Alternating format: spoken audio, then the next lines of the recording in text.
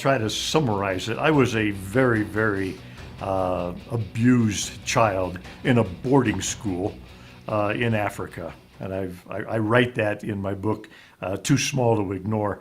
Don't often talk about it because it's a really, really painful thing to talk about. Didn't talk to anybody about it for 35 years, but I became passionate about children who are abused because of what happened to me. There were 50 of us kids in that place. The people responsible for us were missionaries, Jim. Oh man.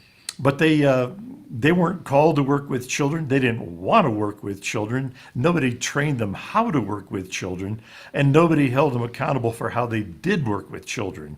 And so the group of us, we were gone from our parents 9 months out of every year.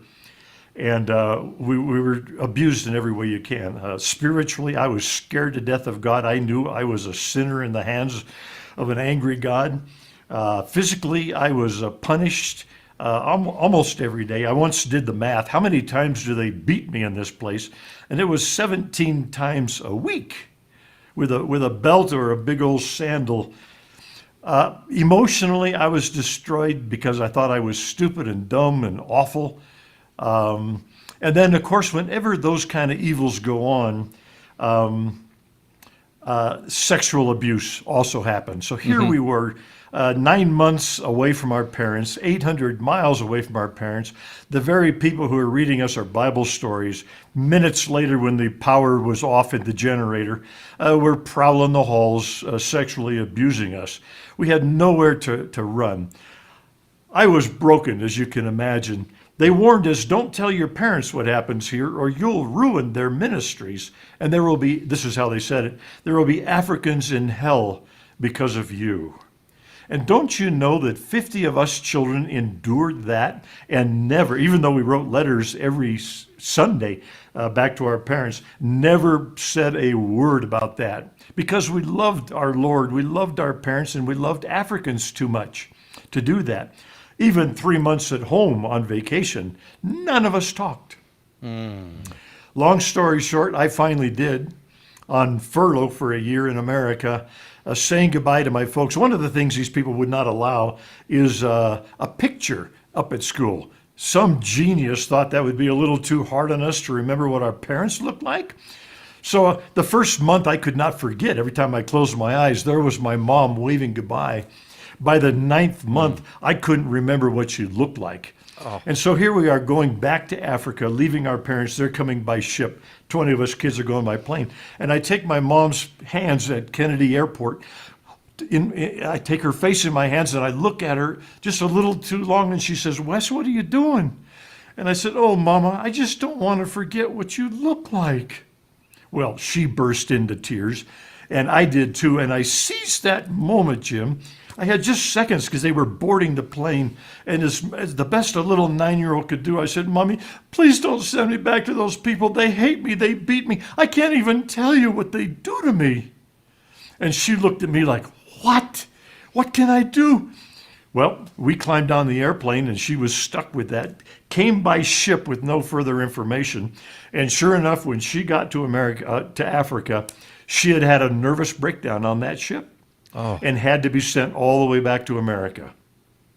So now word spreads up to the school that this little guy Wesley talked and ruined his parents' ministry. His mom's back in America. And I remember the house father who had abused me for years grabbed a folding chair, had me stand up in front of all my 50 little buddies, and he says, take a look at this little guy here. This is Satan's tool. He talked. We told you not to tell. He told, and now there are going to be Africans in hell because of him. And then he got this idea. He went and he got a birthday candle, and he carved it with his pocket knife from both ends. I'm standing up in front of my friends, and he says, you can't serve God and Satan. Little Wesley tried that. Watch what happens when you try it. You can't burn a candle at both ends. And Jim, he lit the candle. And I'm standing there in front of my friends. My heart is already broken about my mama. And I watch this candle start burning toward me. He turns away from me and he starts talking about how wicked I am. He starts talking about how hot is hell and my African buddies that are there because of me. He turns around And I'm still holding that candle. It's been like 30 seconds now. And I thought deep in my heart, this was a moment. I thought in my heart, you know what? I have always lost to this man. He's big and I'm small. He's strong and I'm weak. He's abused me for years. But boy, he just leveled the playing field for the first time ever. If I'm willing to endure enough pain, I could finally win against this horrible man. This is going to be his Waterloo, and it's going to be my Masada. I will not reverse from this. And so I held on to that. I clenched my jaws. I'm 10 years old now. I clenched every muscle in my body, and I watched this thing closer and closer. He turns around, shocked that he doesn't know that this is the battle of my life. Yeah. And so I said, I don't care how much this hurts. I cannot lose to this man again. And I watched as the flames came in from both sides, and my skin turned red. I could feel incredible pain, but I clenched it even tighter, and I would not let go. I watched a bubble pop out of my skin on either side. Just at that moment, the most amazing thing, really a mercy of God, I think, I floated out of my little body. And I was up over the top looking down at this little 10-year-old boy with his pith helmet on, his bony little legs trembling in fear.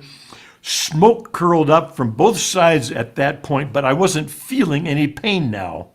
When one of my best buddies couldn't take it anymore, he jumped up and he slapped it out of my hand. Everybody screamed and ran. And I stood there alone in the dining room now. My every bit of my body is trembling. But I had won. For the first time in my life, I had actually stood up and I had won. And in that minute, I knew what I was going to do with the rest of my life. I would fight for children. I would speak up for those who couldn't speak for themselves. I would challenge the whole world to understand and care about children. And so my passion, as you know, Jim, all these years, is I fight hard for children who are being abused, and I fight hard for children who are suffering in poverty. Those two came together in that minute on that chair in that boarding school when I was 9 years old. To hear the rest of the conversation, check out episode 483 of the Men in the Arena podcast called Just a Minute with a Child.